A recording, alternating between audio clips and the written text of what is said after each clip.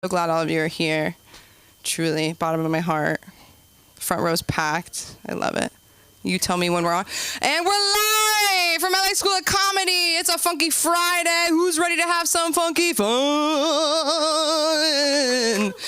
I'm Samantha Linderman. I'm your host tonight. I'm the comedy concierge. It's a pleasure to serve you. Please give it up for Billy Ramirez, our producer tonight. Marketing, social media, laughter, friendship. Billy does it all.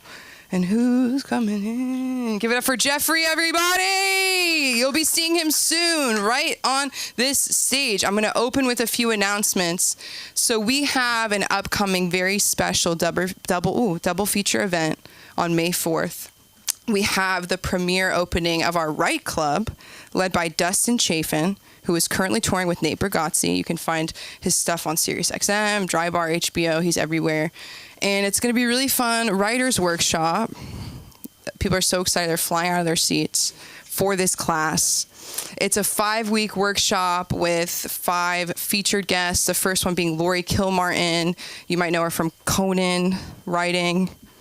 Finalist on Last Comic Standing. Anyways, I could do this all night, but it's going to be really fun. I'm going to be there, so you should come. And then the second part of the day is going to be our acting class with Aaron McIntyre. LA School of Comedy is also home for the Film Actors Cafe. And if you're thinking, I'm a comedian, I don't want to be an actor, why are you putting yourself in a box? You know, we could be everything. And you're telling me if you got approached and they said, we want you in a movie, you go, I'm so sorry. I'm going to go to the open mic later. So it's like, come on, let's do it.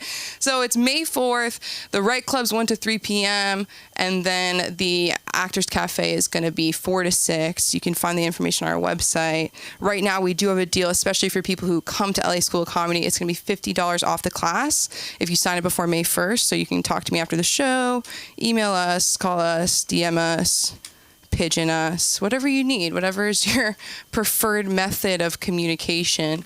This is a really great night, I can already tell. Positivity, right? People go, comedy's so negative. No. I wanted to talk about something I saw a few years ago.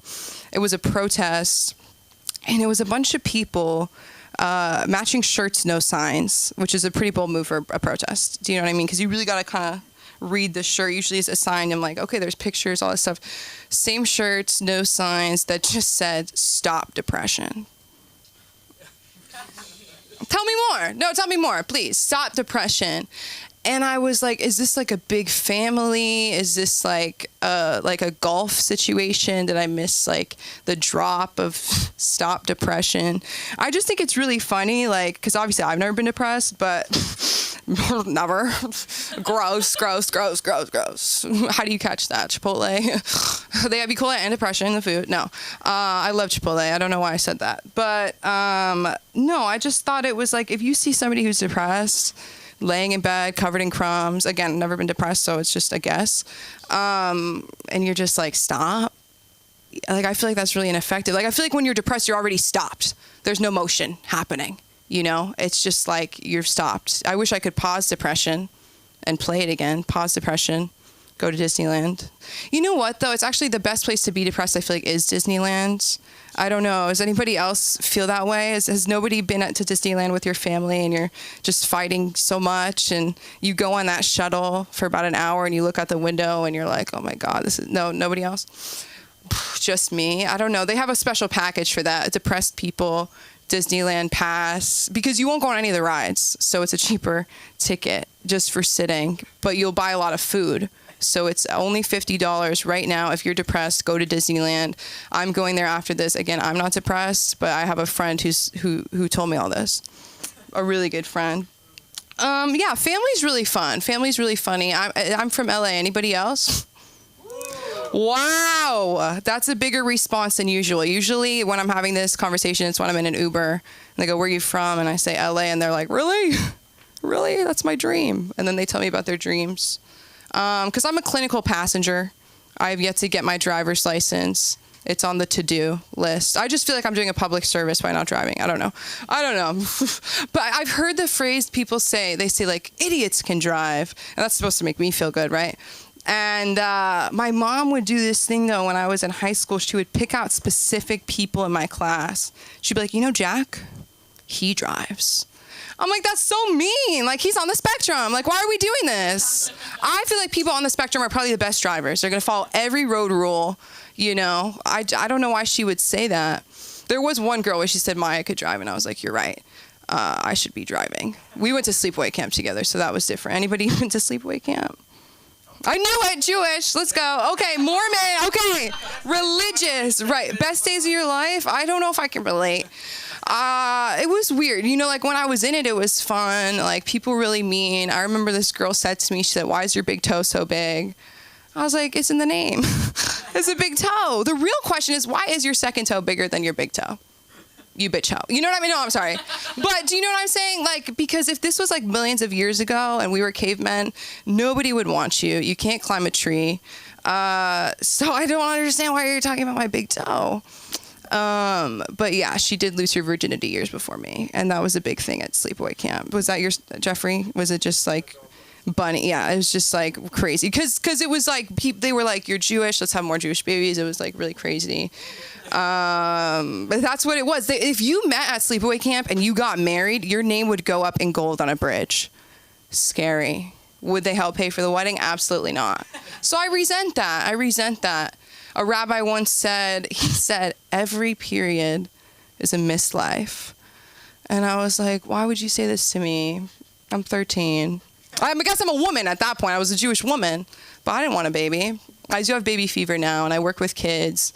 And don't clap. I'm not a teacher. Just stay silent. And no, people, like, I feel like they work with kids and they're like, I could never have kids. But I don't really feel that way. It's just made me have more joy in my life. But also they make me depressed. Not depressed. Today, oh my God. So we do this thing with the kids where we give them little dollars when they're doing good. So we get them ready for the real world where it's like, do good, get $1. Do good, get $1. And today they were like, give me money. And I was like, do you think I show up to work? I like went off on them. I was like, you think I show up to work and I say to my boss, give me money? Like, I earn it, dude. You got to earn it. Just sit and listen for a minute. But some of them can't, and that's okay. It's not their fault. I'll tell one story about me as a youth, and then I'll bring you guys up. But when I was younger, I was like precocious, like probably all of you were comics or something wrong. And I remember I was at my best friend's house. I'm 16 years old. So obviously my parents hated my best friend.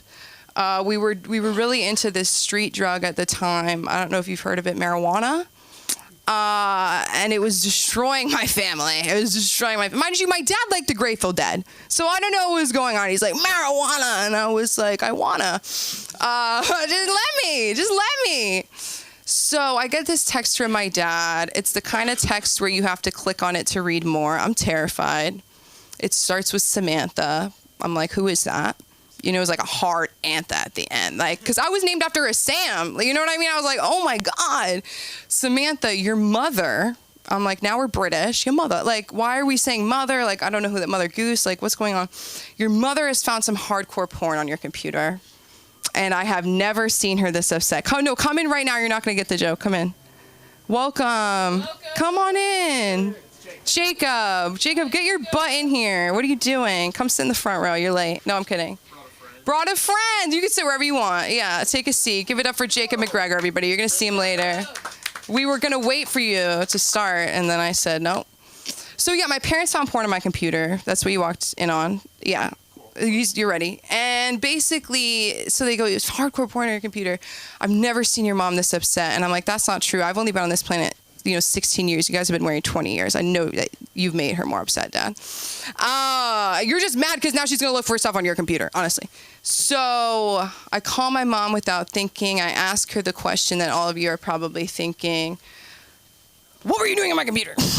What were you doing on my computer? Not like, I'm so sorry. Like, how can we fix this? You probably feel so weird. You're my mom. I was like, what were you doing on my computer? I'm looking at you because you're a dad. And she said it was falling. I said it was falling, and you press play, and you put it on the Apple TV, and now you're taking notes, and you're rewinding, and 30 minutes later you're watching it with Dad, and I've sparked a whole new thing in your marriage. And what do you mean it was falling? Yeah, I should have had a password on my computer. That's a whole different story. And you probably want to know, like, what was on the computer, right? Like, clap if you're, like, dying to... Yes! 2 tabs open, 2 different sites for reference. I went in really hard. The first one said how to give a good blowjob. And the second one said how to suck good cock. Looking back, I understand. Like you get older, you understand your parents' point of view. I should have said how to suck cock well. And grammar was so important in my family, so it's like, whatever.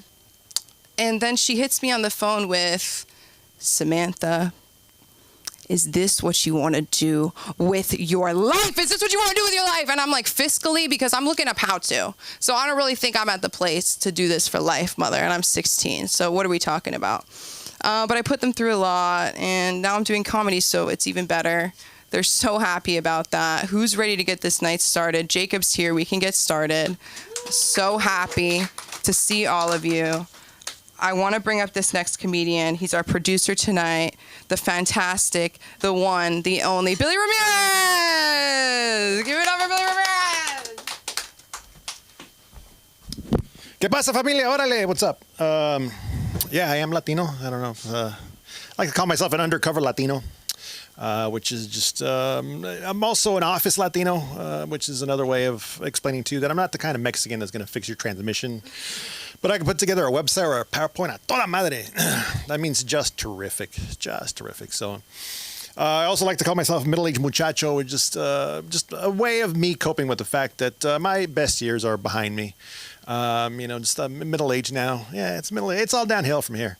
Like for example, I don't feel like I'm breaking down just yet, but I have to make some concessions already. Like for example, now I'm in my 40s, and given the opportunity, I know with 100% certainty that I would never, ever, ever, ever, at this age, try to outrun a fat cop. Like for sure, that's out the window, because I don't think a fat cop or any cop for that matter is going to give me 8 to 10 minutes to lightly jog in place, so things don't end up tragically. Because right now, if I run from a cold dead start right now, for sure I'm blowing out an ACL, MCL, PCH, WNBA, what have you, an O-ring. That's a new concern all of a sudden. TV VCR combo. All right, that's enough. Let's see. I like to. Does anyone here text with just in full? All right, who here texts with shorthand and slang? No. All right, yeah. Basically, yeah. It's an old people show here. So basically, yeah. But also, like everyone else, I like to text. For me, I like to text using proper grammar and punctuation. Like for me, it's. And that includes the Oxford comma. I don't like to text using any sort of shorthand or slang. I refuse to. But I don't do it just because I'm getting old. At least that's not the main reason. I mean, mostly I do it just to show off my communication degree, because I certainly don't show it off with where I live or with what I drive, my career or anything like that. I don't know if you remember this old episode of The Simpsons that came out when I was in college, embarking on my so lucrative journey towards my communication degree. And in this episode, the kicker for Springfield University injures his leg in the big rivalry game. And Dr. Julius Hibbert tries to comfort the poor kicker, and he tells him, "Oh, I'm afraid you'll never play football again. At least you could fall back on your degree in communications." Ah, dear Lord, no. And then the kicker goes, "Yes, I know he's a funny major. Lubchenko learned nothing." Well, that joke is funny to me, again, because it is said that comedy is tragedy plus time. And, enough time has passed, and the tragedy is a communication degree. Let's see what else is going on.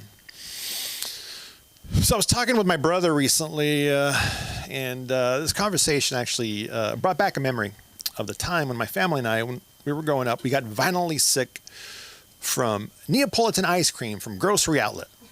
Okay, and I don't want to disparage Grocery Outlet. It's a fine establishment. I've shopped with them for decades. This is going to turn out to be a pro Grocery Outlet joke. So. But once my dad and I felt well enough, we went back to the store to return the remaining ice cream, the remaining evidence. And I don't remember the exact conversation the manager and my dad had, but I do remember very vividly the manager reaching his hand out, taking the remaining ice cream from my dad, looking him right in the face and saying, "I'm going to send this back to the lab."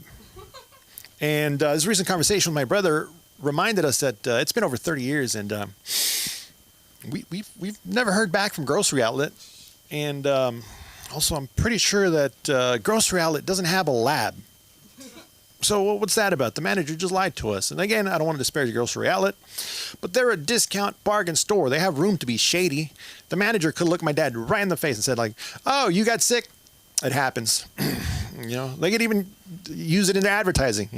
Oh, you pooped your pants, and grocery outlet. Could even go as far as, but did you die? Grocery outlet. Let's see what else. So I've been wearing glasses pretty much my entire life. I've been a dork my entire life. Started wearing glasses right around the time of that grocery outlet incident. So there might be something to that.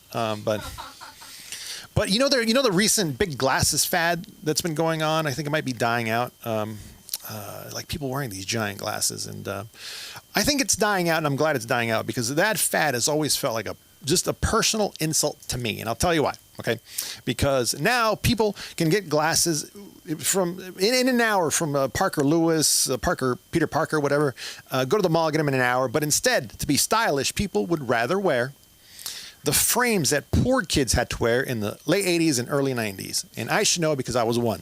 Okay, so every year I'd go to the optometrist with my mom, full of hope, which was my first mistake. Don't have hope. And then I'd look at the floor-to-ceiling wall displays of these frames, these beautiful frames, and it was the 90s, so it was cool shapes and colors and neons, and like, oh, surely I won't look like a dork in those.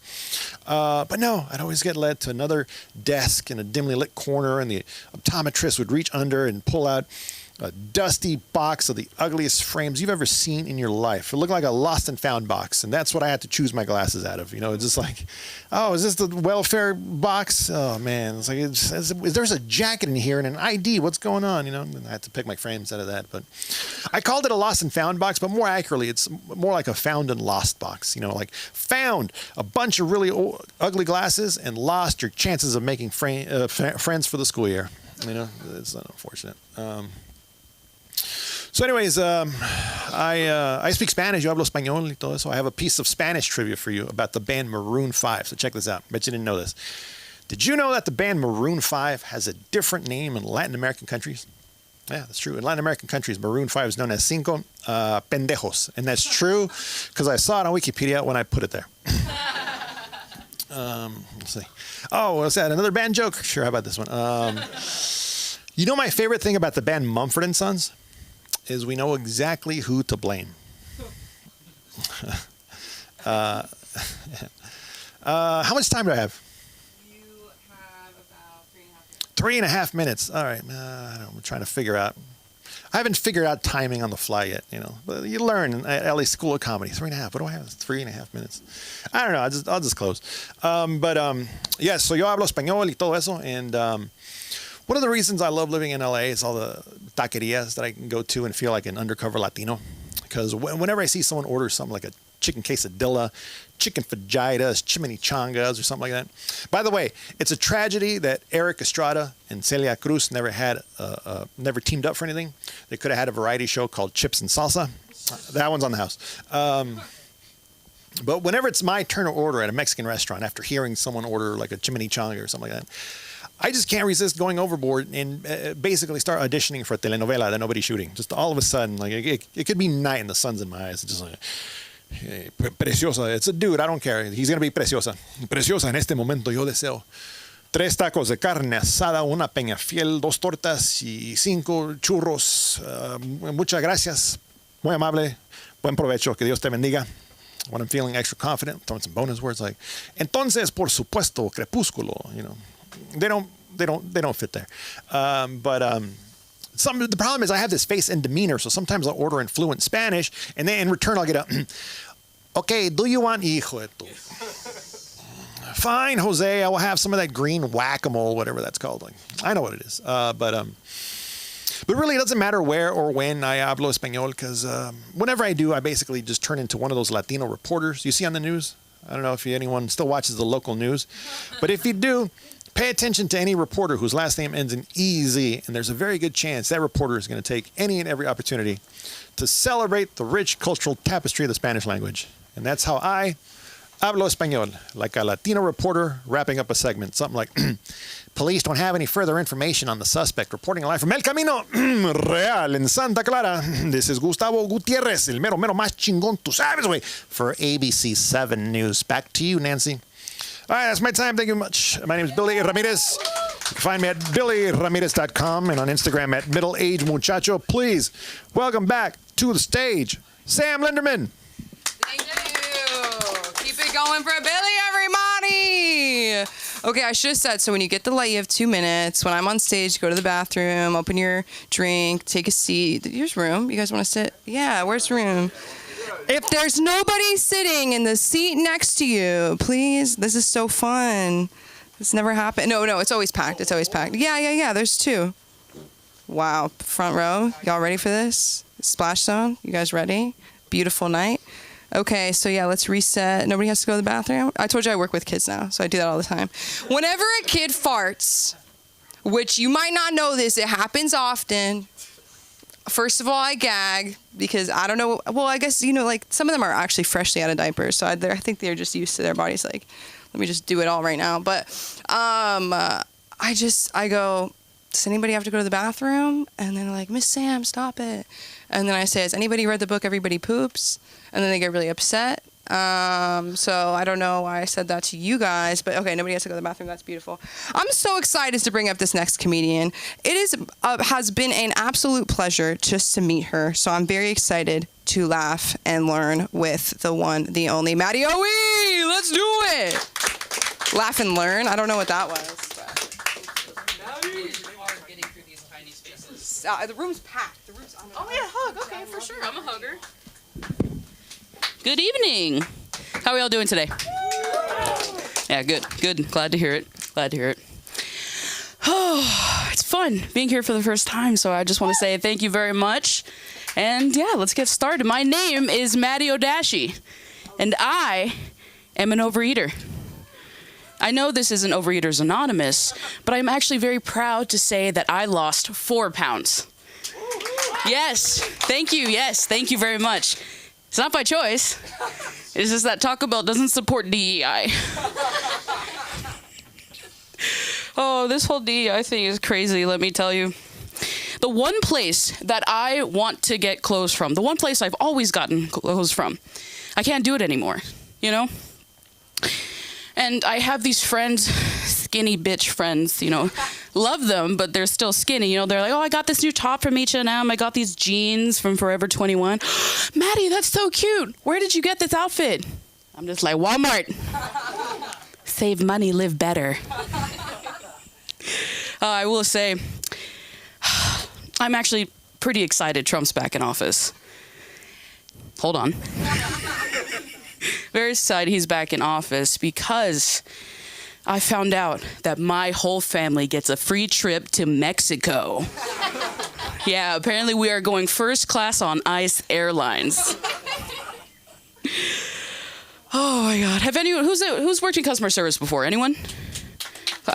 That's it? Okay, so you've been to therapy. Great, good to hear it.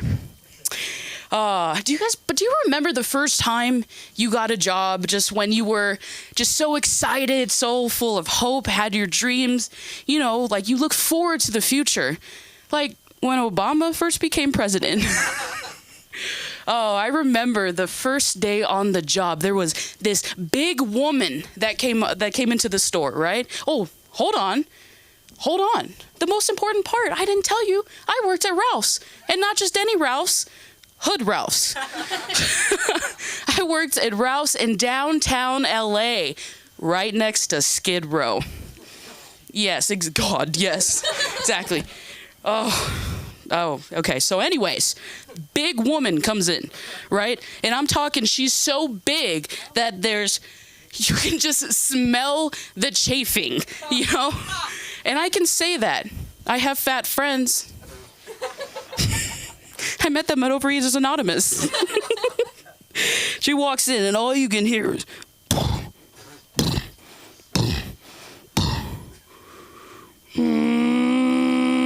I was fucked up. She didn't do that. And it seriously felt like it. Anyways, I'm here in the corner. I'm just minding my business, right? Bagging an order, right? She just walks right up next to me. And right next to me, she just makes eye contact with me. Pulls down her pants.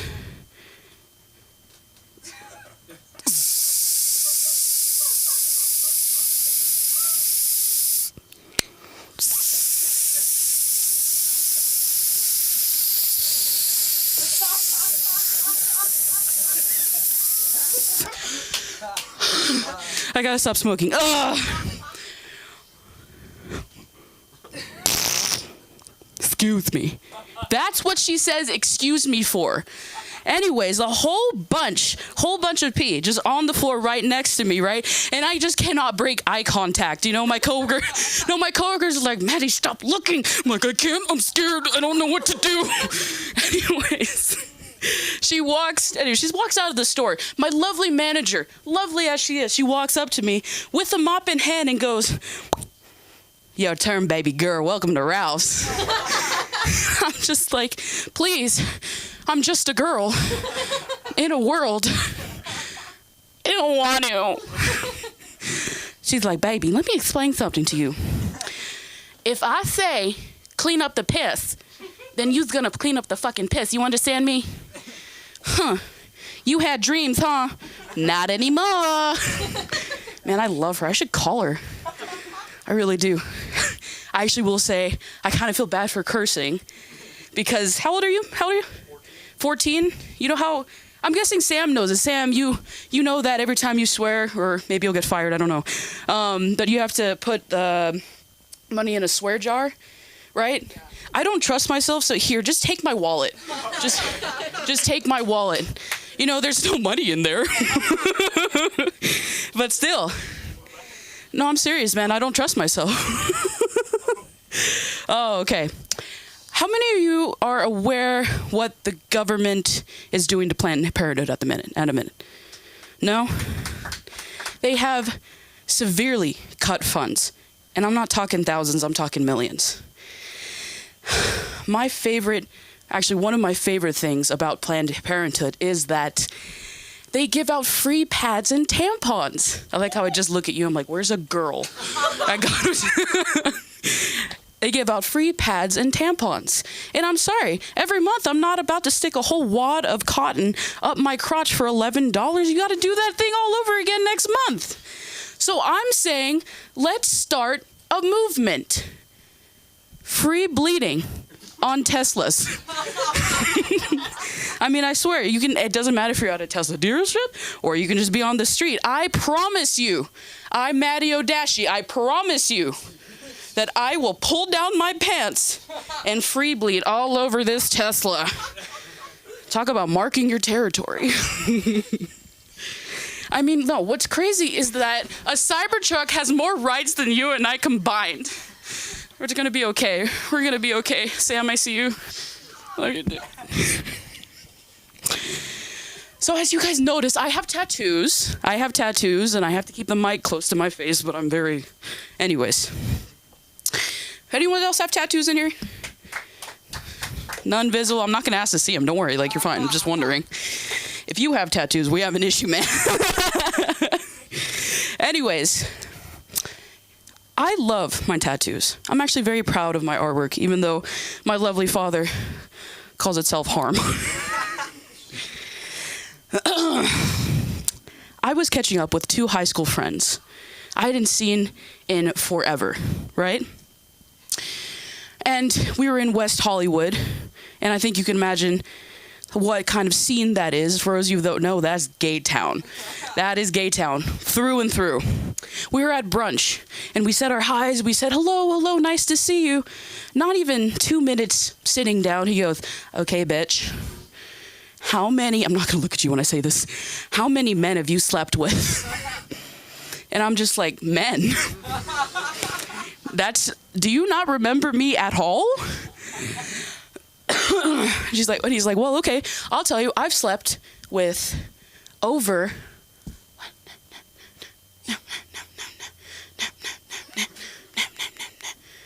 500 or so.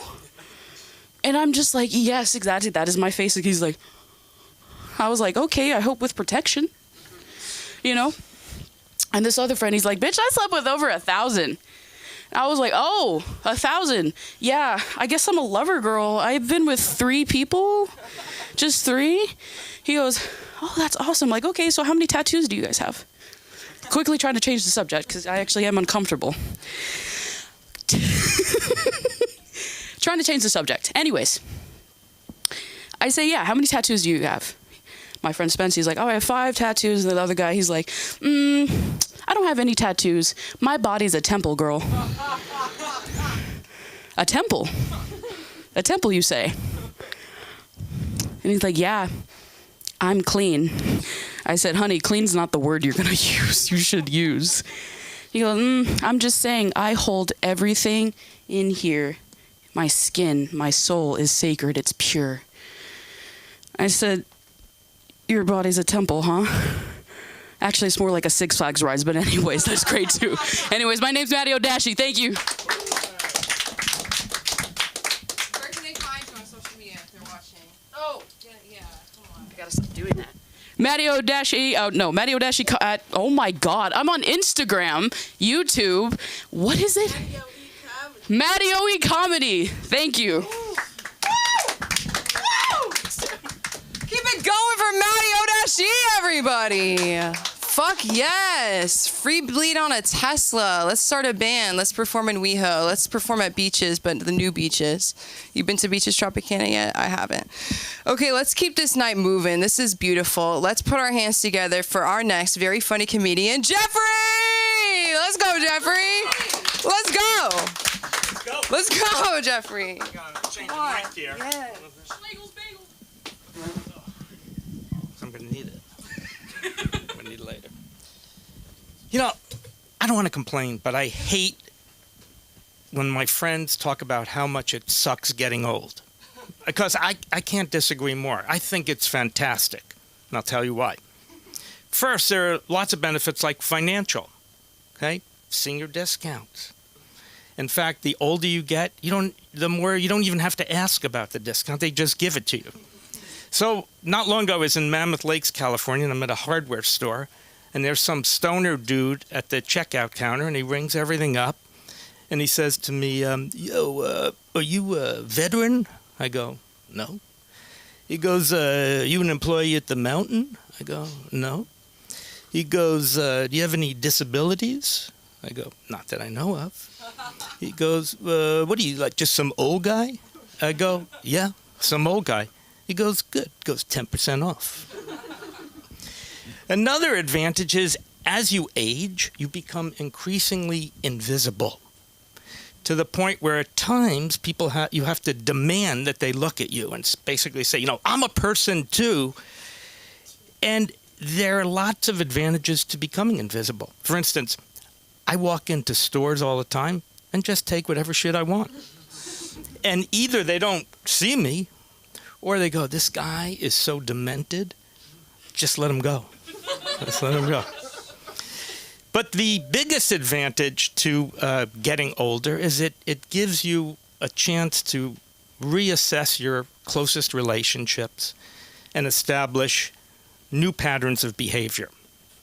So my wife and I have been married 50 years, 50. Right? And early on in our relationship, I was maybe a little frisky one night. And I won't get too graphic here, particularly with a 14-year-old in the room. But I was, behind her. And I gave her a little tap. And she turns around, she goes, what are you doing? I go, nothing. She goes, did you try to spank me? I go, no. She goes, yeah, you did. I know you did. She goes, let me tell you something, Jeffrey. I don't like that. And no other woman likes it. So I'm thinking, all right. Although we were decades away from having spanking its own category on Pornhub, I knew from my own experience that some women liked it, some guys too. So just a quick show of hands here. Anyone? Okay, but there you go. No, that's it. Well, come on. Jake? Okay, yeah, a little bit. Okay, good. So, needless to say, I didn't try that again for years and years until just a few years ago, a botched neck surgery left me unable to extend my fingers on my right hand. So every night I had to go to bed with this splint on. And initially, my wife was very sympathetic. She goes, oh, it's great that you're doing it. You're going to get the function back soon, and so on and so forth. And then a few weeks into this problem, I broke finger on my left hand, pulling the dog from a pile of other dogs. My dog, Matilda, who's a large Rhodesian Ridgeback. And so I get to bed. I go to bed at night, not knowing, what do you do? Like, with 2 splints on. And my wife started teasing me relentlessly. She would say things like, I get so hot just looking at you with those 2 splints on and nothing else. And one night, she said to me, Jeffrey, I really appreciate how they tried to match your skin tone with the splints, but you should have asked for a black one, too, because then I could fantasize that I'm in an interracial throuple.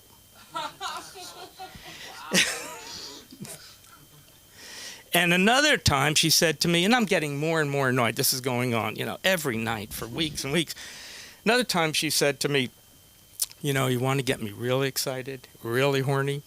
Why don't you put that neck brace on that they gave you when you got out of the hospital, and go out to the garage and dig out those old crutches you have when you broke your leg.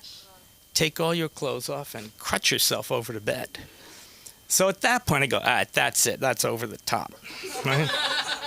So soon after that, we're in bed, and she drops her glasses off the side of the bed, and her butt is sticking out, and I figured, what the fuck? Just pop. I gave her another pop. She freezes for what seemed like an eternity. It was only a few seconds. And I go, oh shit, I'm in trouble now. She told me not to do this years ago. And she goes, again. So I go, she goes, oh, that was good. Again. I go, and this went on for a couple of minutes. And then she said, you're my daddy. And I go, oh, yeah, who's your daddy? She goes, you're my daddy.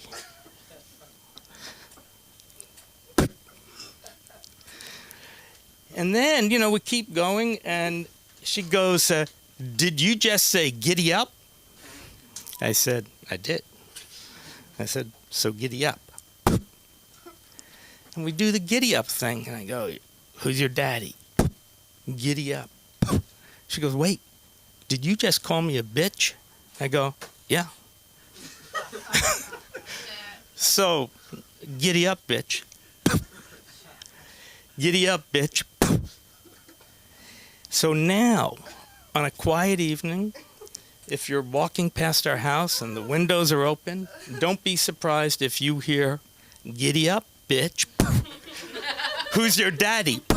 Giddy up, bitch. Who's your daddy? Thank you all very much. I'm Jeffrey Wasserman. Thank you. Yes, Jeffrey. Where can they find you? Social media. I don't do social media. You don't, not yet. Not ever. Jeffrey. Don't leave your splint. Don't leave your splint. Okay, give it up for Jeffrey. His wife is, but we are too. No, stop. That's so funny. That's so fucked up when I say that. When I say that's so funny, I don't say it every time, but that was so funny. Okay, I'm very excited to bring up this next comedian. He's becoming an LA School of Comedy regular. I love him. Please put your hands together for Jared. Let's go.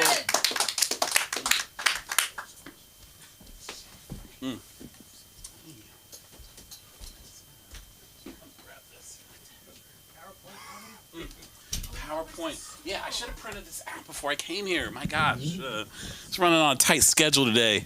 Hey, it's great being with you guys. Yeah, nobody's going to be walking by my apartment anytime soon hearing Giddy Up Bitch. So I'm in a rebuilding season right now. Let me just say it's I've taken some shots to the heart. I'm going through divorce right now, and it's been rough. I could feel it coming on about a year ago. you know, you're probably hearing about attachment styles out there.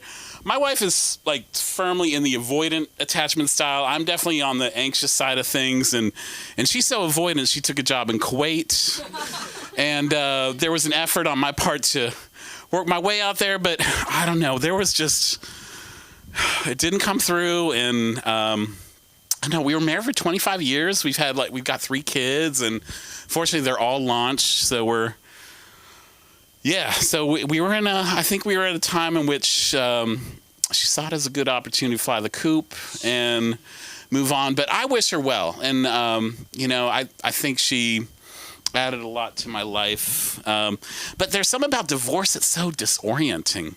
You know, one would think, I'm out of Shawshank, I can like fly my wings and fly like a bird, and just like, but there was a side of me that was just like, Jared, you should just like crawl up in a ball, just like cocoon yourself and look into a job being as a butler. You know, as a butler, like your life is fairly well like lined out for you. You're polishing silver from 3 to 4 p.m. You're preparing the master's supper, and you can just crawl into bed at about 7:30, call it a wrap for the day, you know. But I'm fighting those. I gotta get out there. I gotta like get past these like feelings of just playing it safe. So, and you know, that's one thing that's pushed me out here to be with you guys tonight. I've gotta overcome this some of these feelings here. So let's see. So and there were going through filing for divorce here. We going through that process. She's in Kuwait. I mean, I was on the phone with her today. We're talking about dividing assets, but I don't know. She's like a powerful person. I helped put her through a PhD program while we were married, and so I mean, I got some respect for her. But there were times in which like I felt like she was like definitely taking more of the masculine role, and you know, I became more feminine. And she comes from a family, like we're both oldest of 6 kids, like both of us, but she's the oldest of 5 boys. Like she's got 5 brothers younger than her, so she was like pushing these boys around. She like learned to deal with testosterone. And we were, in my family, we were a little more balanced. We were called the Brady Bunch. There was like 3 and 3, and so there was like heavily weighted with like girls, and we, you know, 50-50. So I don't know. We were kind of more kindler and gentler. Her family, like, if you fucked with her brothers, like, they'd push you through a plate glass window, and there was no messing around. They were just like, I think their dad was like, grew up on a farm.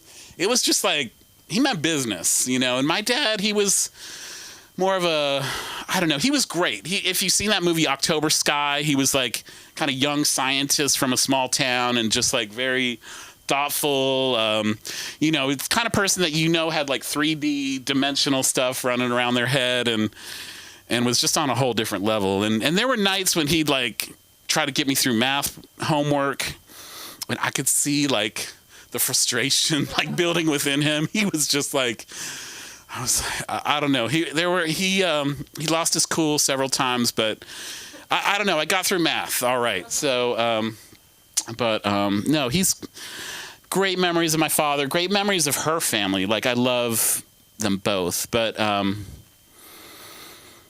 yeah, so, but there was something about being on the phone with my wife today that was just like, I don't know, it just makes me want to reach for a burrito, or just like something like lots of extra sour cream, extra cheese. It's like, it'll be okay. It's like and I don't know. It's just like, I got to get past this. Like, food is not meant to be a drug here. So I'm getting out there. I'm going to do that bridge. Who's done that hike, Bridge to Nowhere? Has anybody heard of that? It's up in the Sousa Mountains. Just like, I don't know. I'm going to get out there tomorrow, and I've got photos I'm going to take. There are people at work that aren't buying that I'll actually make it on this hike, but I'm doing it. So I'm just got to get out there and hustle. So, yeah, I think when your wife turns to you and says, you know what could help out our marriage? I think we should buy a house in France. And it was just like, and I actually like went along with this. You know, I was like, I think this could help us, you know?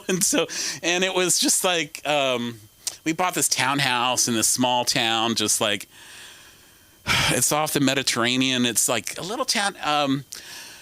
But like her research was taking her here, there, and but it was like, I don't know. It was kind of, we thought it could be profitable, but this town is like very seasonal, and so we were just like, I don't know. I was taking on more of the financial things during this time, getting stressed out because it's very seasonal. It's like where Vincent van Gogh lived out the remainder of his days. Lots of artwork. It's very beautiful, but it was like, I don't know, honey, we're losing money each month. But at the end of this, now that we're on the other side of this divorce, and I'm seeing like my wife actually had real financial capabilities, because she's like, I'm moving in, like we're getting, I'm going to hustle you for as much as I can get. So I don't know. We could have used some of those financial capabilities back when we were married. But anyway, it's just taking one day at a time. Good things. I've got the family dog living with me. My kids are like, I don't know. The sun is not setting on our family. She's in Kuwait. My oldest daughter's in D.C. and then 2 kids in Utah at college. But, we're figuring this out. And, hey, I know I'm going to come out on the other side of this in a better place. But I appreciate, having this opportunity to just like get some free therapy, or at least for $11 or something like that, trying to make sense of all this. So, hey, many thanks. Wish you all well. Thanks. You go on social media yet? No, not yet. I'm okay. Oh, All right. sorry, we're doing a set change. I don't know what this is. It looks outdoor, but okay, give them a I wish that Jared was like my inner voice, like that. You're so positive. It's so beautiful to hear it. You could do an audiobook. I should say podcast. We're a podcast studio. You should do a podcast or audiobook, whatever. Yeah, let's do it. Find him on Audible. I love that. Okay, I also love this next comedian. He's back, better than ever. Keep it going for Prav. Yeah. Look, I can hear you. Look out. Yeah. Yeah. All right, how we doing? Yeah, so I'm turning 30 in a couple weeks. Yeah, turning 30. I don't really look 30, which like, oh, thank you. Yeah, usually when I tell people I'm turning 30, like they give me a compliment. They're like, oh, what? 30? But it's like kind of like a backhanded compliment. I'm like, it's not that old. Like, okay, relax. But yeah, I'm trying to get like cast as one of those Netflix 30-year-olds who's playing a teenager. That's ideal. That'd be ideal. Yeah, I've been doing some reflecting turning 30. I grew up in New Jersey, then moved out here to LA. But being in New Jersey, like, I'm not used to people being nice to me. Like people in LA, you've heard this, they're like fake nice. Like I've never heard anyone here say like, go fuck yourself. But like in New Jersey, that's like, good morning. It's like, good morning, how are you? Go fuck yourself, But people here, like, when they're angry, they don't really know how to express it. They're very passive aggressive. Like even road rage. No one's ever like given me the middle finger while I was driving, but I have gotten like a thumbs up. But then he turned it down. He was like, "Oh yeah, good job, psych." I was like, "All right, you could just flip me off." I've also gotten like a finger wag, like, no. Like, what are you, my middle school teacher? Like, just telling me to go fuck myself. Like, that's what I'm used to. Yeah. But, what else? Sorry, I have all these notes. Oh, okay. Yeah, so I'm from New Jersey, and I'm from, like, the Jersey Shore. Did you guys watch that show, Jersey Shore? Yeah. Exactly. Yeah, buddy. Who was your favorite Jersey Shore character? Snooki. Okay. I didn't peg you out for a Snooki guy. I thought maybe JWoww. I met JWoww once because they all like live in my town. Yeah, that's like a flex on the East Coast. Like here, people are like, "Oh, I play pickleball with Camila Cabello," but over there, like Jersey Shore, like that's pretty big. But yeah, so people always ask me like, "Oh, was it like that? Was it like the Jersey Shore, like the show?" But it was like a self-fulfilling prophecy. Like it became like that because of the show. We like manifested being trashy. Yeah. I remember like they were promoting all like the clubs in the show. And I saw this one banner. It said like, "Good girls go to Club Karma." bad girls go to Club Aztec. And I was like, this is interesting.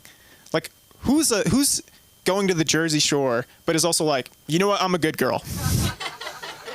I shouldn't go to Karma. I shouldn't go to Aztec. I should do the responsible thing. Go to Club Karma. Like, she's showing up with like a book and glasses. Like, like who's going to Karma then? You know? She's in like the corner knitting. I don't know. All right. But one thing that is in common with the Jersey Shore in LA is like the boardwalk clothes. You know, like Venice Boardwalk. You've seen these? They got like shorts that say "Spank Me." You've seen these? Who's buying those? You know? I was saying this to my friend. Who's buying it? My dad. Your dad. There we go. But I was telling this to my friend, and he was like, "Oh, it's not for locals. It's for tourists." But what tourist is buying? Like an Italian guy is just like, "Oh, a spank-a-me." What? I can make that joke. I studied abroad in Italy. Her name was Francesca. That's a bad joke. But I did study abroad in Italy, and I knew Spanish before, and then I learned Italian. But then I kind of knew this weird mix of Spanish and Italian. Like I knew like Spantalian. Kind of just messed it up. All right, that one fell flat. What else do I have to say? But yeah, man, I'm turning 30. Your priorities change like the older you get, right? Like when I first moved to LA, I was like, oh, like it's so cool that like my friend's going to a celebrity party. But now with all the recent news, I'm like, yo, you're going to a celebrity party? Like that's no longer cool. Like, wait, do you have a lot of baby oil or I don't know. Gotta work on a punchline. Yeah, but I've been trying to like get outside my comfort zone. I did this thing called rejection therapy. Have you guys heard of this? You don't know what it is? Okay. So rejection therapy is basically you try and get people to say no. So you ask them like weird questions so they say no, so you get comfortable with rejection. So for instance, I went up to this lady and I was like, "Oh, can I have $100?" And she didn't speak English. She thought I was trying to give her $100. I was not. But so basically you like ask for a lot of free stuff. Like, "Oh, can I have a free coffee? Can you give me a free car?" These are like things I've done. And people don't think you're like cool or like getting outside your comfort zone when you do this. They just think you're broke. So yeah, it didn't work out necessarily in my favor. Okay, what else? But it helps. Rejection therapy, getting rejected. It helps with comedy, helps with dating. I feel like stand-up is kind of like a first date. It's kind of like we're all on a first dates. But the difference is like you're allowed to trauma dump with stand-up on a first date. You know? Anyone here face any like trauma dumping? Yeah? What was it? What was it? Who? She said, "My parents got divorced and it was my fault." This was a 14-year-old? Oh my God. It's a lot to deal with. Maybe it was. Yeah, but I feel like stand-up is kind of like dating. Like when you bomb on stage, it's kind of like getting ghosted, except it's in person. Yeah. But I've also sworn off situationships. I'm done with those. I feel like a situationship is like a game where you don't know the rules, and if you ask, you lose. Then break up with you. Yep. What's like the longest situationship someone's been in? Anyone have any? 3 months. Okay. Anyone have anything longer than 3 months? 7 months. Damn. Man, I feel like 7 months, like friends with benefits, 7 months. At that point, the benefits should be like healthcare. Yeah. But yeah, everyone's got commitment issues. A lot of people say like, oh, situationships happen because of avoidant attached people. You guys heard the term avoidant attached? Basically, it's like people who like ghost or bad at texting. The term is avoidant attached. But it used to just be being an asshole. Now you're avoidant attached. Congrats. But yeah, people got commitment issues. We've all been there. Netflix, you're scrolling for 45 minutes trying to pick an episode. You could have watched an episode. Same way, people are in a 9-month situationship, could have had a baby. You know who's in situationships a lot? Old people in retirement homes. Yeah, STDs. STDs are timeless. Yeah, they're timeless. But though they're increasing, like the rates are increasing in retirement homes. It's happening so much that like nurses are having to teach sex ed. Like again, to old people. It's crazy. Like nurses have to be like, keep your pants on, Gertrude. It's crazy. All right. Yeah. You know who also loves situationships? Rappers. Rappers love they got so many hoes, I guess. But yeah, I feel like rappers they're kind of like sorority sisters. Hear me out. They have hand signals. Their disses are just poems about men. Like Rick Ross has a diss song on Drake, and the whole thing is about him getting a nose job. So it's kind of like a sorority sister. Also, rappers love astrology. There's a lot of rap lines about astrology.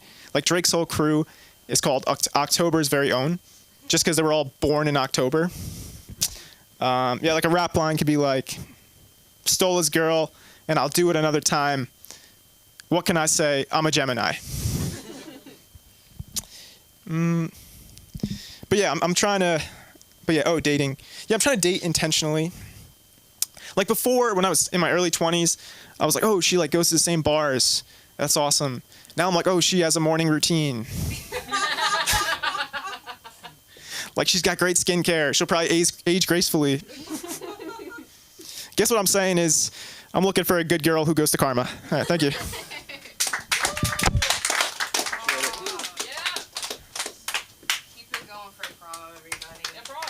That was beautiful. What was I going to say? Oh, trauma dump. I have one of those faces people trauma dump on. That sounds really graphic, but oh my God, but it's true. I was on, I don't go on date. I don't call it a date unless money's being spent. It's like, cool, you have Wi-Fi, but I don't know. So yeah, I was like hanging out with this guy, whatever. And this is like when I had a shaved head. And one time I said at a show, I said I had a shaved head, and this guy goes, "What?" And I was like, "Why is my dad here?" No, I was like, "What the hell? You don't know me. You don't know me."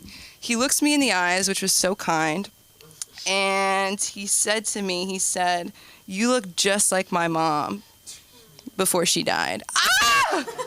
What was that? You said STDs are harmless. You're so funny. You're so funny. You said you don't know what rejection therapy is, right? Was that you? Who said that? I'm dead, because I was like, if you said I understand why, it's like, who's rejecting you? You know what I mean? I thought that was so funny. I was like, of course she doesn't know what that is. That was just for you. Okay, but let's keep the night moving. I'm so glad this guy's here. I missed him. Put your hands together for Jacob McGregor, everybody.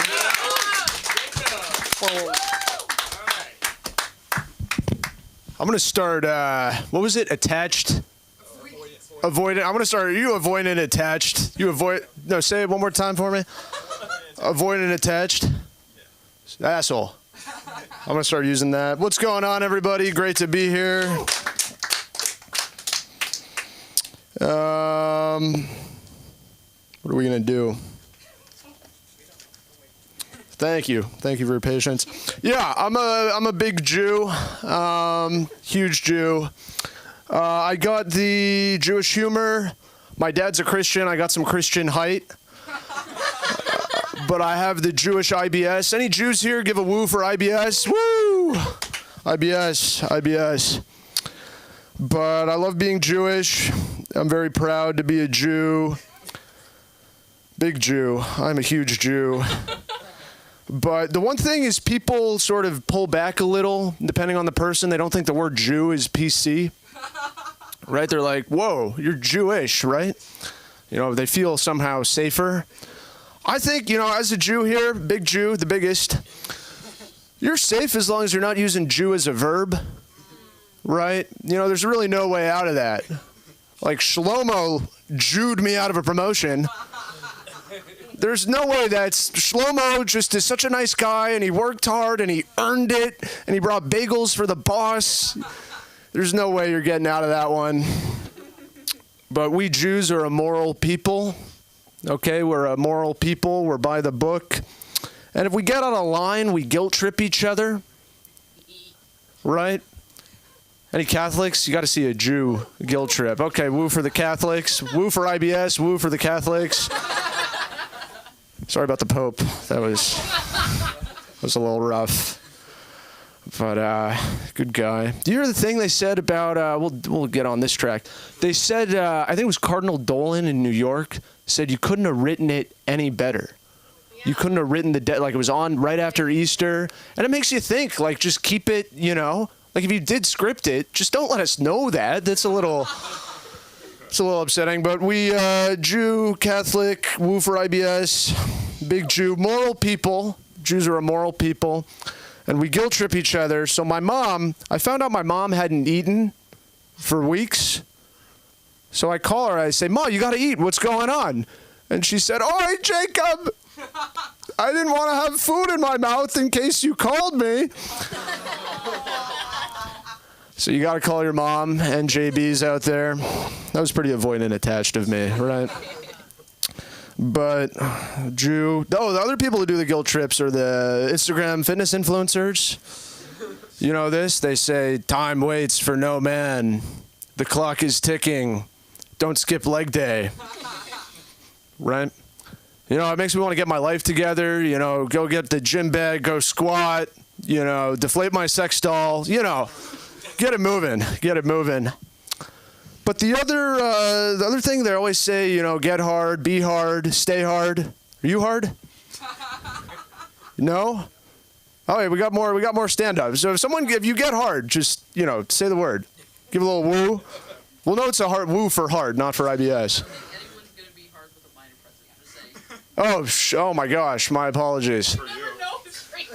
You never know. Wait, you do know. That's wrong.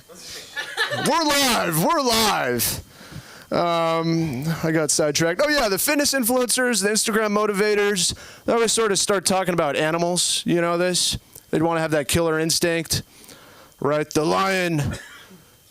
You know, people are lions or gazelles, but either way, you wake up in the Sahara and you run.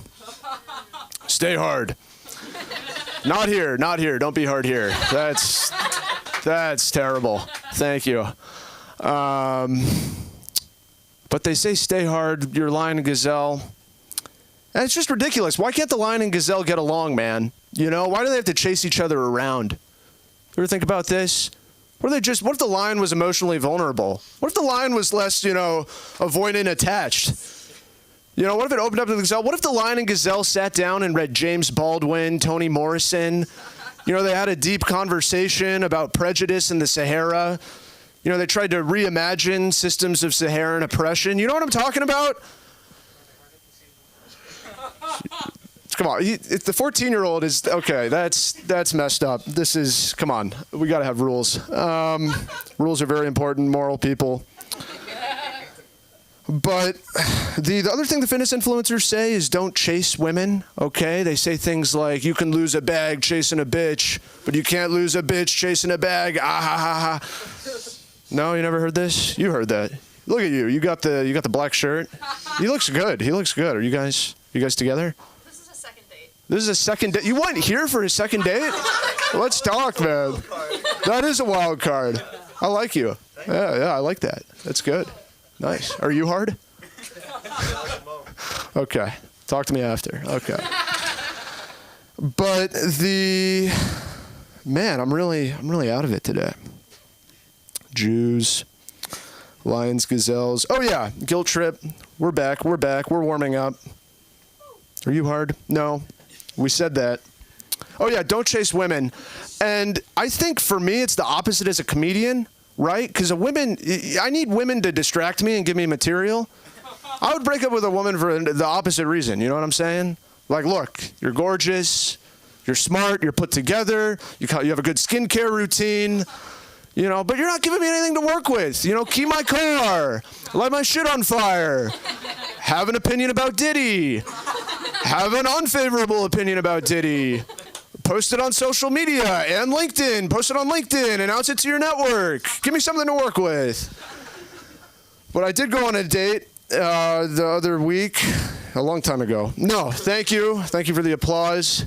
Thank you. And we go back to my place, okay, and I'll leave some details out, but it was my first time under a Republican president, so that was pretty exciting. You know, I'm a young guy, first time under a Republican president, but I was great, okay? I'm going to go out on a limb. I was great. Any men in here know that when you weren't great?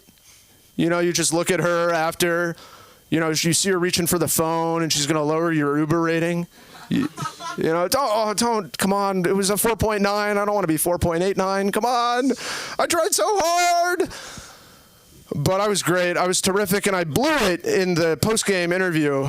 You know, we're sitting there in my bed. You know, oh, what do you got going on this week? Oh, I got a comedy show coming up. Oh, really? Yeah, use the promo code Jacob for $5 off. She's leaving. Don't use a promo code. Guys, keep the promo code out of the bedroom. A bedroom is big enough for a man and a woman and no promo codes, okay? Leave the promo codes out of it. But she's leaving, and I'm saying, what, was it the promo code? And she says, look, Jacob, I can't believe you tried to Jew me into coming to your comedy show. I said, that's very offensive. That's very offensive. All right, I was trying to Jewish you into coming to my show. Well, thank you. I just want to try some new stuff out, if that's all right with you. I'll just rapid fire through some shit. You know Benson Boone? Anyone know who that is? He turned down, he got on some interview with some fancy magazine, and he's saying, you know, I'm sorry, I just can't be the male sex icon of this generation. I'm just thinking the audacity to, no one offered it to him. He didn't get like an Emmy. He didn't get like an Emmy of like, you could be, we're giving you the chance. Like, you can't, it's not an interview. That's ridiculous. Let's see. Death is kind of just like another thing, right, to just think about. I remember I was in high school, and I was stressed out about high school stuff. And you know, this is for you, man. You got a lot ahead of you. I was sitting there, and I was in astronomy in some basement. You know, I was like applying to college and, you know, dating or not dating and sports ball. And then the astronomy teacher says, you know, the universe will all die in a heat death in 10 billion years, and none of this will ever have happened. I'm thinking, come on, man, that's just like another thing. Like, I don't want to have another thing on my conscience. This is going to stress me out, man. But a couple more things. Oh, yeah, on this date, I'm trying to be able to, if women don't pee after sex, they get a UTI. So I'm told. That's a guilt trip right there. But I'm trying to work on, how do you tell a woman that, hey, I think you should pee so you don't get a UTI without looking ran through? You know, you look like kind of a whore. I mean, like, you don't, it's not a good look. Man, so much, it took so long on the old stuff. How much time do I have? Like 30 seconds? Okay. I'll leave with this. Yeah, I'll leave with this. There's this video, right, talk about motivational speakers, of they trick you. It's on Instagram, and they have the whole U.S. men's Olympic team, and big, huge guys, you know, big, huge guys that can go to a bar and just stand and attract women. You know, I'm always like, hey, you got to kill someone for a parking spot. You know, I'm trying to make a little joke. And they're huge guys, and they're talking about, the interviewer saying, when was your first time? And one guy goes, oh, I'm 14 years old. Oh, I was 12 years old. Oh, I was 10 years old, and my dad filmed it. Thinking, oh my God. But don't worry. I found out it was their first dunk. Okay, it was their first dunk. So we're going to work with that a little bit. But anyway, thank you. I'm Jacob McGregor, at JMacHaha on Instagram. Give it up for your host, Sam. Tip your waiters. Thank you. Keep it going for Jacob. I didn't know Jacob was Jewish till like last week. And he's like, you didn't know? And I was like, your last name's McGregor. My mom's one of those people. I said, there's this Jew kid in my class, and she goes, watch your mouth. Watch your mouth. And I was like, okay, chill. You're not going to go up, really? You haven't been here in 10 years. You're not going to go up? Second date, you're not going to go up? You're not going to go up? Okay, it's not going to go up. This is Sean, everybody. Keep it going. Sean. 4, like 5? Yeah, pay 10, but pay 10, do 4. Let's go. Sean Tagnes! Get up here, man! Here we go. I'm only getting up because like you were fucking making her laugh so hard. I'm like, well, I'm not gonna get cucked. I'm not gonna get fucking cucked right now publicly. I like what you were saying about New Jersey, bro. I had a very similar experience, New Jersey to LA. Like in LA, people lie to you. They say you look good even though you don't. Like I was trying this whole mustache thing for a while, and someone was like, bro, you look, I like it. It's like very Timothy Chalamet. And then I went to New Jersey, and like in the airport, someone told me I looked like Freddie Mercury with more AIDS. Right? Like they weren't even quantifying AIDS at the time. I don't know how they got that idea. How would they know? Let's see, what do I have? Let me do a land acknowledgement. It's important. Guys, we're on Jewish land right now. And even if we're not, we should be prepared to give it to them, right? Political stuff, guys, right?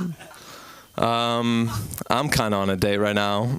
My roommate's also on a date right now. I know he's on a date because he asked to borrow my cast iron skillet. Why do you need that, right? And he's like, listen, Sean, I'm telling you, it's my move, okay? If I cook for a girl, she always fucks me. You know, and he's one of these college-age guys, goes on dates all the time. I'm so impressed to hear that, all right? Because, like, when I was in college, I barely knew how to roofie a liquid. It's a joke, I promise. It's it's just, it's like a writing exercise kind of thing. It's not even, yeah, I don't, I know, right? I wasn't gonna let him just like make her giggle all night. I'm just like, no, this is, I have to prove I can somewhat do this as well. I like what you were saying about rejection therapy. That's cool too. I don't like have a fear of rejection because I see people shoot their shot all the time. I work at a bar, and 99% of the time, women reject guys super kindly. I think we can all agree. That's like a true thing, right? Thank you. But sometimes I will hear some wicked stuff. Like, I heard a girl just last week say, it's never gonna happen between us, Marco. I'm a lesbian and you're poor. I mean, shit. I mean, I feel like you could have gotten away with only one of those. Right? It's like, you know, you could just holster one on for later. You don't have to, guys, you know you could buy Girl Scout cookies online?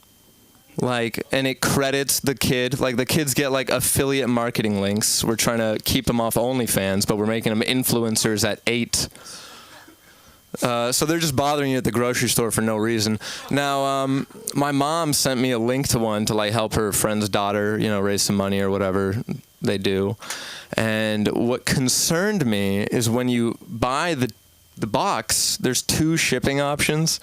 And one is, like, deliver through Amazon, 2 days. And the other one's like, arrange for the Girl Scouts of America to come drop it off. Yo, what pedophile is that option for? Bro, even if I was a pedophile, I'd be like, well, I know this goes straight to Chris Hansen. This is just way too fucking obvious. I'm not gonna fall for that immediately. Dude, I hate that TikTok makes regular people famous. I'm trying to be famous. Fuck you. Like, fuck you and your chiropractic practice. You're just gonna fucking first, in chiropractors, I think that shit was discovered by accident for sure. Like, there's no science behind that. I think it was like the medieval torture times, and this guy's reporting back to the king. You know, they put you in that little pull you apart machine. And they're like, yo, I noticed, Mr. King, not Martin Luther, just like a regular king. I noticed, you know, 1 crank, nothing. 3 cranks, dead. 2 cranks, they fucking love that shit. Can we do something about this? I'm trying to make money. I think there's certain jobs that are overly stocked with kids on the spectrum.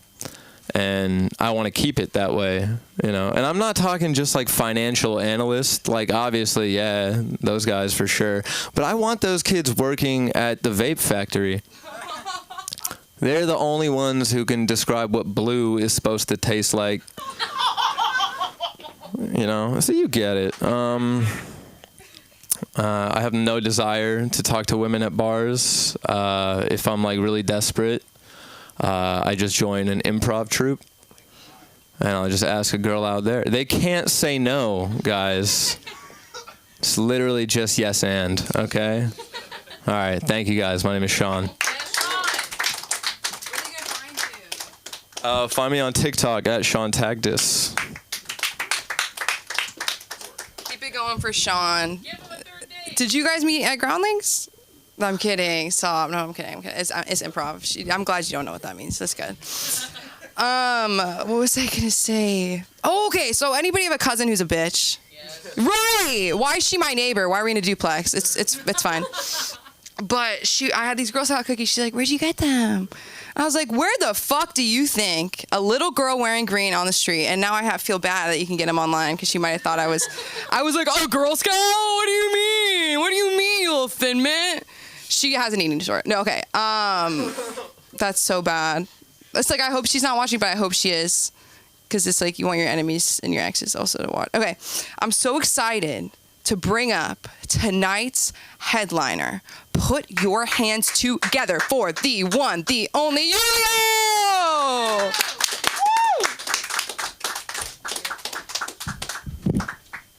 How's everybody doing? I hope you're all doing well. You all look fantastic, especially you. I mean, yeah, you're so nice. I don't know. Yeah.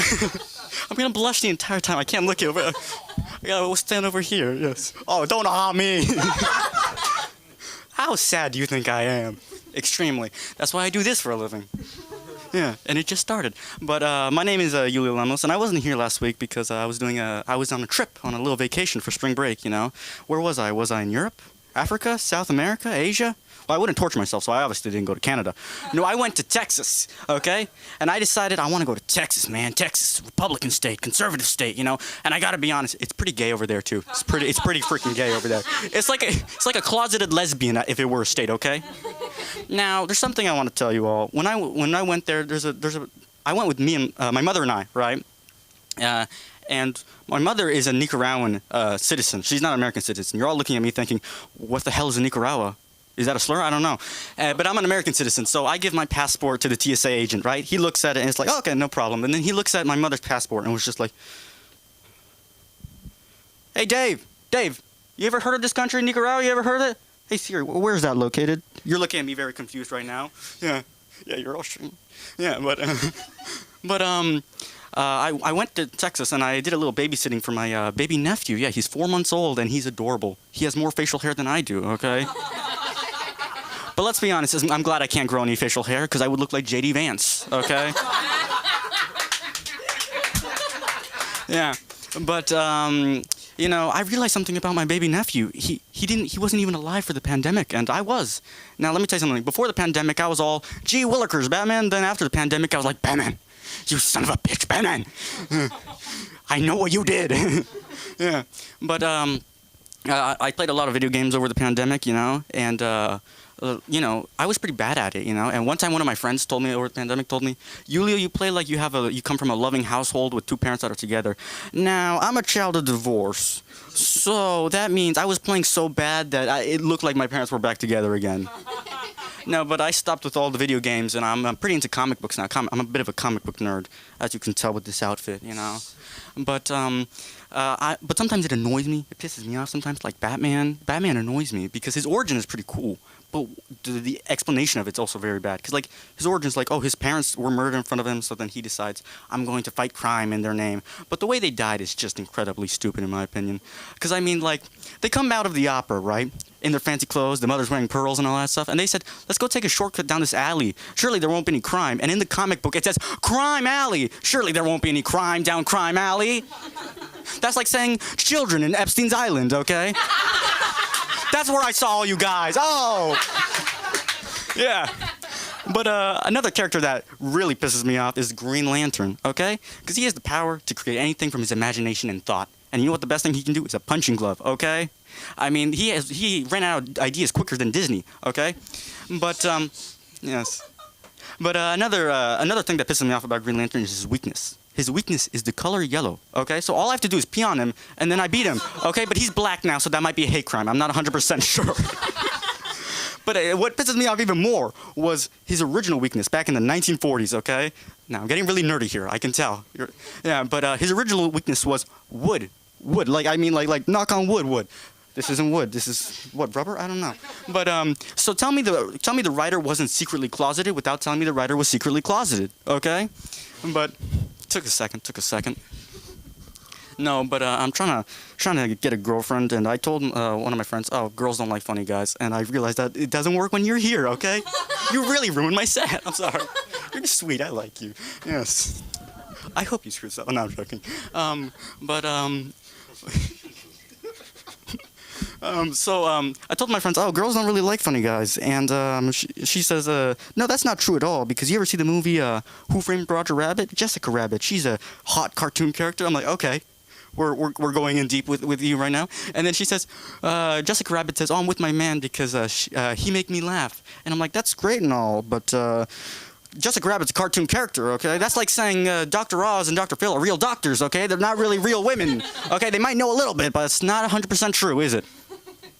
Now, what's even funnier is that she's a woman herself, and she was like, I like funny guys. No. I have to talk about the cartoon character, the redhead.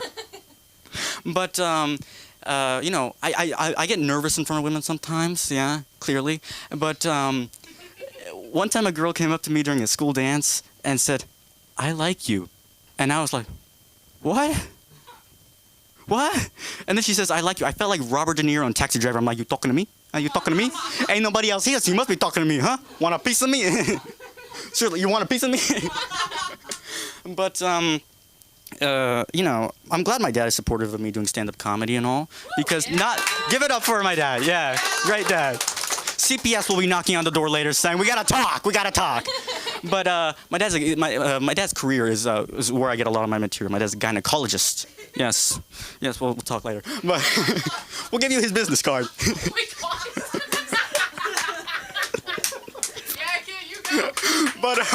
But there's three reactions I get. Now with boys, it's whenever I say, oh, he's a gynecologist, he's a doctor, they say, what kind of a doctor is he? Oh, he's a gynecologist. And then they say, guys are usually like, what's that? And then they're like, oh, he's a woman doctor. And I'm like, and they're always usually, nice. Your dad knows what's up. But then girls are two different ways, okay? They're either very nervous, like they start getting embarrassed, they start covering their eyes like you did 5 seconds ago. But I seriously gotta stop making fun of you. I'm sorry.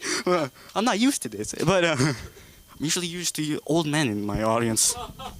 Yes. How do you think I got so funny? Yeah.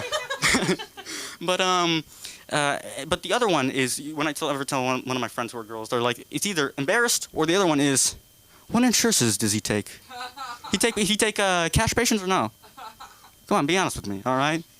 Yeah, but I started doing high school theater, clearly, and when I started doing high school theater, I told my mother about it, and she was not happy at all, because she says, Julio, I hear all the time on the news that kids get molested. I don't want that happening to you in theater. And I said, Mom, if you're that worried about me getting molested, you wouldn't have put me in Catholic school to begin with. I mean, come on.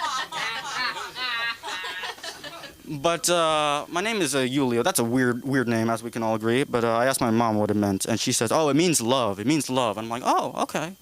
I'm like, well, what do you mean by that? She's like, oh, it's your father's name and my name combined. Julio and Yanensi, Julio. And I'm like, yeah. That's great and all, but I'm a child of divorce. Love, that didn't work out in the long term, did it, huh? But and then I'm like, but I'm kidding. My name's not Yuli, that's my middle name. My first name is Broken Promises. Yeah. Yeah, my dad's laughing at that. He's like, oh, I'm gonna kill you after this show, aren't I? You're grounded, buddy. Yeah. But, I always wanted siblings growing up, which all my friends who have siblings are like, you psychopath, you don't want siblings. But my dad had a lot of siblings. He had 6 sisters, yeah. And I asked him, Dad, what was it like having 6 sisters back in the 60s? And he says, oh, it was the same as your childhood. I got whatever I wanted, toys and all that stuff. But every now and then I had to dress up like a girl. I'm like, what do you mean by that? What do you mean by that? What could you possibly mean by that? He says, oh, whenever they needed an extra girl, when I was little, I had to become one, basically. I'm like, well, did this have any long-lasting side effects with you? And he's like, well, I had 3 divorces, son. You tell me. Yeah. But, I want to pay a little tribute to one of my favorite comedians to this, Norm Macdonald. You guys heard of him, Norm Macdonald? Yeah, one of my heroes growing up. That's a concerning sign. But he said, all great comedians, you can know them just by their first name, Johnny, Jay, Conan, Jimmy, other Jimmy, and I hope one day Julio. Now, I ran out of time, folks, but please welcome back to the stage. Well, I'm trying to get out of here right now. You guys are really screwing me over, all right? I can't stop blushing. But let's just say I ran out of time right now. But please welcome back to the stage Samantha Linderman. By the way, 2 names. Yeah. 2 names. Yeah. Going for Julio. Oh, Oh, LA School of Comedy, I love you. This is such a special place. We have so many kinds of comedians. Sunda Kronquist, our owner, our director, my best friend, but my therapist knows, is not here tonight. She's in New York, but we miss her. We love you. Mark, I'm holding it down. Don't worry. What else? Right Club?